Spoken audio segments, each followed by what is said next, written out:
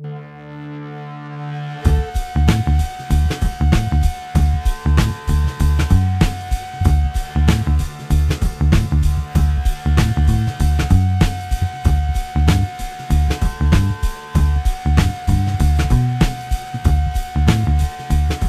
would like to thank everybody for joining us today on the Nightly News Podcast. We are in episode number 9, and we are so pleased to welcome Capital Blue Cross Theater Director Janet Bixler. She's producing the upcoming First Date musical, and we also have the director of the production, Dustin LeBlanc. Thank you both so much for joining us today. Thanks for having us. Thank you. And of course, we are joined by our student reporter, Yuli. Hi, everyone. Thank you very much. And I did want to start off as sort of a follow-up to the last time we had you on, Janet. You since then have had a very successful play. So would you like to just maybe give us a little bit of follow-up to how did the event go? What were some of the impacts that it's had on our campus? Maybe what were some of the feedback that you received? Well, we did recently wrap up the second annual student created play, Dreams and Nightmares, Remains of Our Days. It was an original play created by the students. 10 students were involved as actors and 2 were involved as crew. And we had very responsive audiences. We had talkbacks after every performance, and there was so much great feedback in regards to how people were connecting with the stories that they saw played out in the play, because all of the material that they saw played out was the actual real life experiences, the dreams and nightmares of the student actors. We had a lot of people talk about how they could see themselves in the different characters and in the different dreams. And then the actors were really appreciative to hear the feedback, because so many of them, being young adults, didn't think anybody else had dreams like this. And then when they heard that, oh yeah, I've had dreams where I couldn't stop fighting, or I have dreams about snakes, or I have dreams that I have the weight of the world on my shoulders and I don't know what to do about that, it really helped them understand how beautiful theater is when it comes to creating community and realizing that we are more alike than we are different. I also, one of the things, I know we kind of talked about this on the last podcast, but one of the things that I really enjoyed about the play was how you involved some of the students who were unable to actually be there in person, and how you integrated their... Right, I had the students who couldn't actually perform create videos of their dreams and nightmares, and we created movie clips inside the play.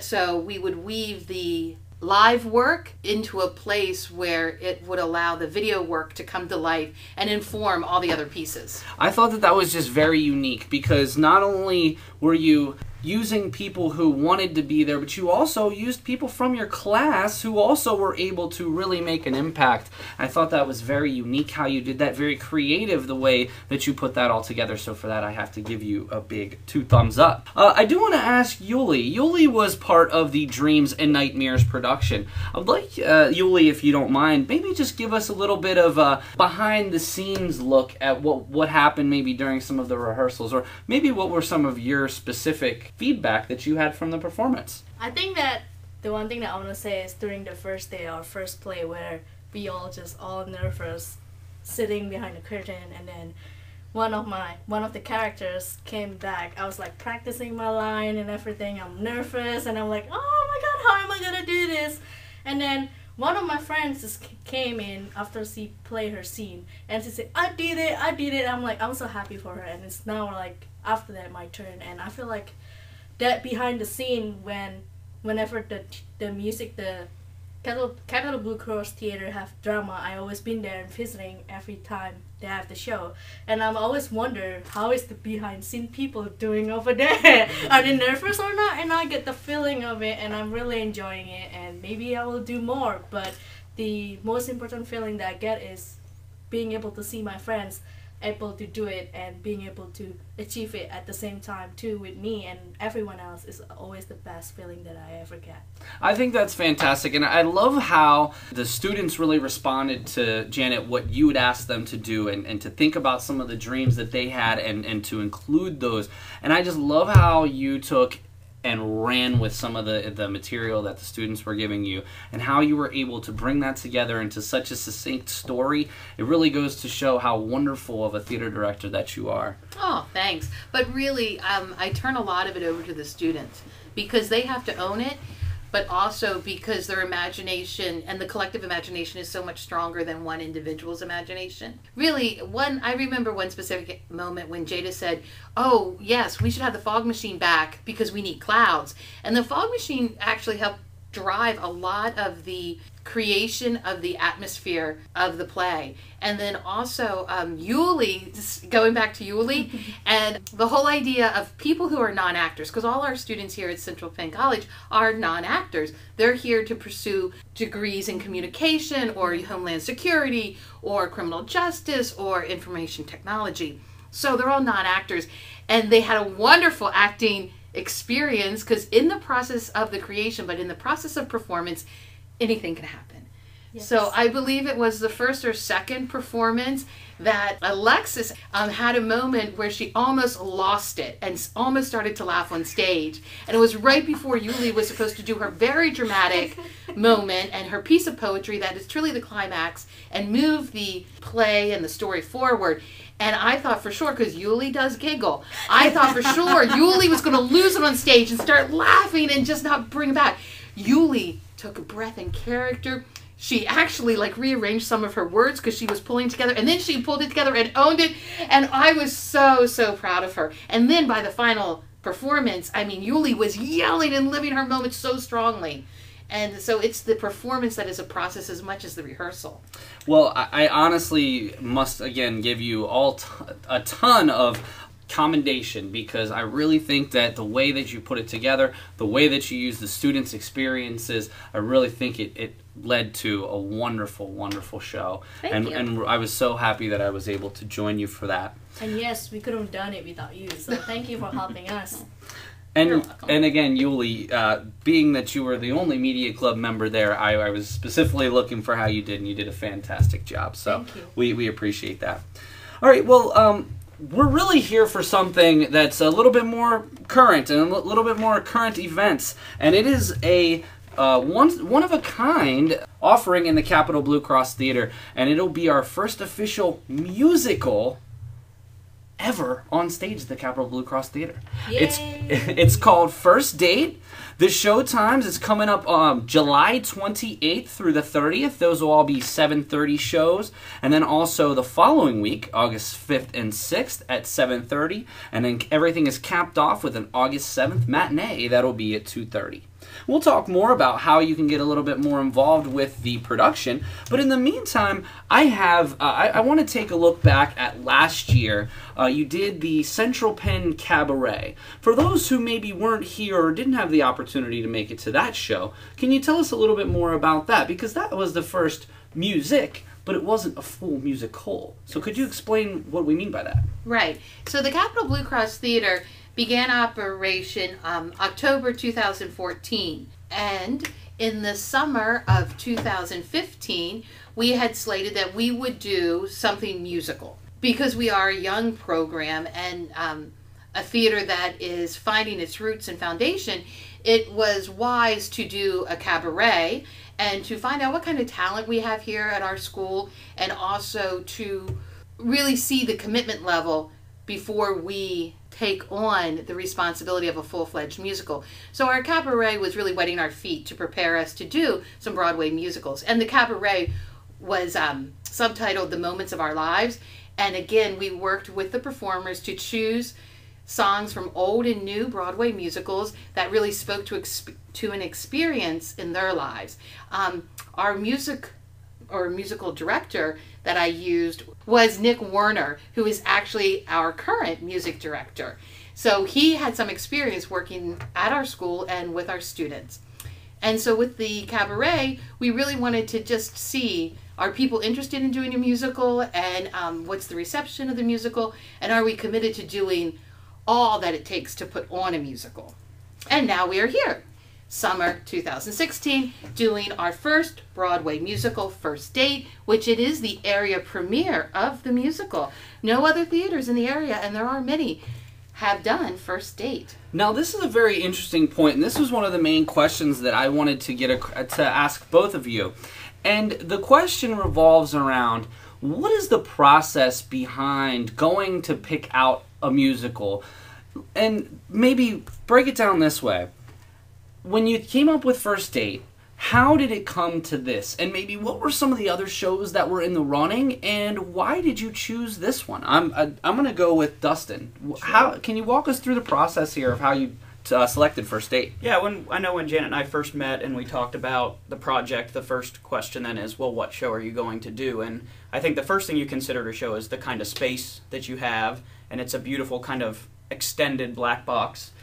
For lack of a better description. So it's a unique space. What kind of seating do you have? What kind of shows are you looking at doing? And actually, a couple of the first shows we bounced off each other are very different from where we ended up. They were a little bit more, I'll say, quirky and maybe a little darker, and they had just come off doing Jekyll and Hyde. So there was interest expressed that they would like us to do something a little bit more lighthearted, a little bit more fun, which I think is a good choice. So we started talking, and the rights to First Date had just become available. It's a show I know I was at least a little bit familiar with from when it was on Broadway a few years ago with Zachary Levi, and so from Chuck. If anybody watched the TV show Chuck, that's who he is.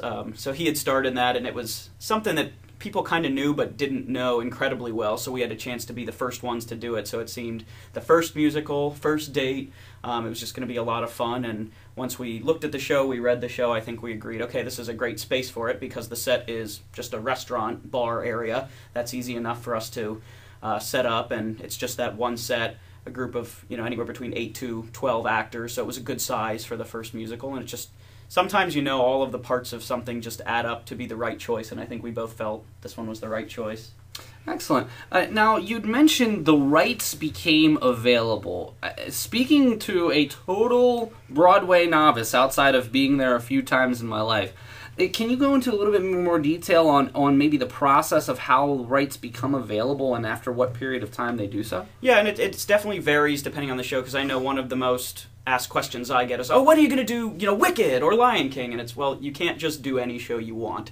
They have to have done their time wherever they are. Whoever the producers of that show on Broadway or wherever it's been have to say, okay, we're now going to sell basically the rights to this to one of the licensing companies and let that work be produced. And that can take a year, it can take years. Phantom of the Opera has been on Broadway for years, and you still can't get the rights to that at the community or professional theater level. So it really depends on the show. Normally what happens is once a show closes on Broadway, they say, well, I can not do anything with it and not make money, or I can make a deal with one of the royalties companies, and then the work can continue to be produced, and I can get a cut of that money anytime somebody does it. So First Date was on back in 2014, I believe, and then it wasn't off too long before they said, this would be a good market. And I actually think it's a better market for the community or regional theater level, this particular kind of show, because when you go to Broadway, you kind of expect big spectacle, lots of lights and flash, and that's not what this show really was. And if you read any of the reviews of it, that's what all the reviewers kind of said. They're like, we're surprised this one made it just because it's not your typical look musical. It was more of just kind of a fun little, smaller theater summer experience. So I think this is actually the perfect kind of place for it to be performed. So don't hold our breath on getting Hamilton anytime soon is what you're saying. That's not going to happen for years and years, yes, unfortunately. I mean, when did Cats finally become available? Yeah, after years and years of being on Broadway, now it's back on Broadway, so it won't be available again for a while. And when things are on Broadway, they are never available. Most of the time. To regional or college or high school, most of the time. Now, why is that? I mean, you would think that would give them more exposure for a show that, frankly, not too many people or maybe even know about. You would think that. Actually, most of the time where there's restrictions are when professional theaters, not even like Broadway, but professional theaters, if they're going to do a show, then it's kind of blocked from any amateur theater doing it because then it's more of a direct competition. Broadway alone doesn't usually stop people from getting the rights to a show. So you'll still probably see a production of Cats spring up here or there. I mean, The King and I is an example. The King and I was back on Broadway, but you're still seeing, some community theater productions of that. So everything is just very different. There's a different set of rules for everything, it seems like. I have got a question here for Yuli. Can you talk to them, the producer and director? We talked about that earlier, but... So I know that Mr. Dustin is the director and Professor Bixler is the producer. So can you tell me what is the difference? Because I kind of get a little confused, like the same things. Okay. Well, as theater director of the Capital Blue Cross Theater, one of my jobs is to create or bring in programming into the theater. And while I create original works and I direct straight plays, which are purely scripted plays without music, I am not an expert at directing musicals, because that is another art in and of itself. So as producer, I went out and looked for some people that are experts in directing musicals. And so as producer, I have to find my staff, which would be Dustin, who is the director, and Nick Werner, who is the music director. And then Nick has to find his band or group of musicians, because we will have live music in this.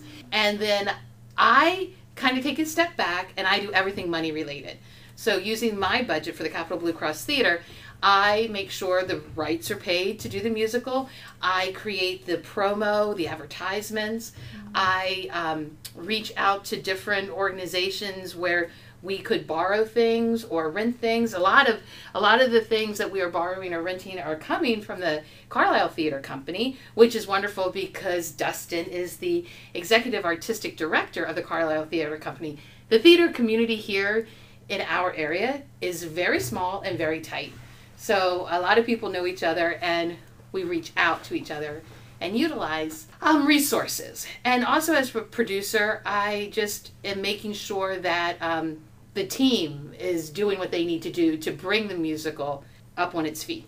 And Dustin, can you sort of compare and contrast what your role is here? Sure, absolutely. And I think, again, the relationship between producer and director becomes so essential. The producer kind of is the person ultimately responsible for decision-making, for making sure timelines are, basically you're accountable for doing everything you need to be doing. So there's a lot of communication that naturally occurs there. And I think, very clearly from the get-go, we sat down, we met what the expectations were, and then my job is to bring the musical to life, to get the actors to be doing what they need to be doing, to make sure if I need something that I'm communicating it to Janet what we need so that we can have it. And she's doing all the behind-the-scenes work to make sure that I can just come in and make the show happen. And that's why it's so important to have that relationship so that we both have what we need from each other. But ultimately, I make sure the actors know what to say, where to go, what to do, make sure the show flows, is visually entertaining for the audience and enjoyable, that the actors are developing their characters, finding their characters, and that everything is just working together cohesively. You work down in my neck of the woods. I'm actually from Carlisle and grew up about 2 blocks away from the Carlisle Theater, so I've been there many times. Now, this is a question sort of for the both of you to field. Obviously, by the time this podcast is up, we're going to be about under a week until the first night. Can you walk me through what's going to be going on those final few days before the curtain rises? Yeah. Absolutely, yeah. We're in the nitty-gritty now, so we've been, for probably about by the time you hear this, about 2 weeks of just running the show. So we'd already learned all the lines, all of the music, all of the dances. But the unique thing about this show is that there's so many levels to it. So when you walk in, you see a restaurant, you see a bar, and the people that you see are just like normal people if you were in a restaurant. So when you remove all of their characters, the first thing we had to do with everybody is kind of create who they are in the restaurant. So, here's a couple on a first date. At this table are a bunch of girlfriends who are just having some drinks. On the other side, there's a couple of guys, and they're meeting up. There's a couple that's been together and they're sitting there eating dinner. So they have to go through the whole course of the evening as if they were actually at a restaurant or a bar.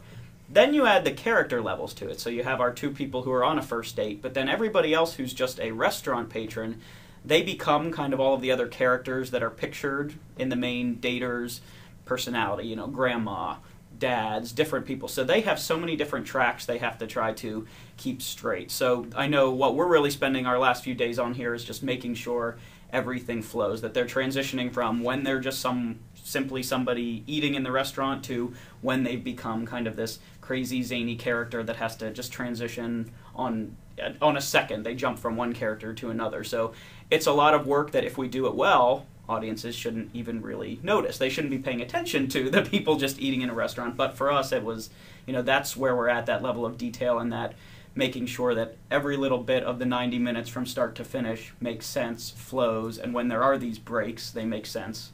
with the rest of the action. So. And I do want to follow up. This is a unique presentation in that it's a full 90 minutes, start to finish with no intermission. That's fairly rare in musicals, is it not? Mm-hmm. Yeah, more often you see the about 2.5 hour runtime with a 15-minute intermission in between. But this one, I mean, it's if you think of an actual date or any time out, it's about the momentum that you build and the flow. So to break it up somewhere in the middle, I think would kind of defeat the entire premise of it, where two people randomly meet on a first date, you don't know what's going to happen, and then they work their way through the night, and you'll just have to come see it to see how it ends. And I certainly will. Janet, do you just want to run through what your last couple of days will look like next week? In a way, I think I have it a little easier. I'm really lining up all my box office staff, because we sell tickets here in our box office on Wednesdays and Thursdays during the workday, and then I have to have box office staff for each show, and I have to have my ushers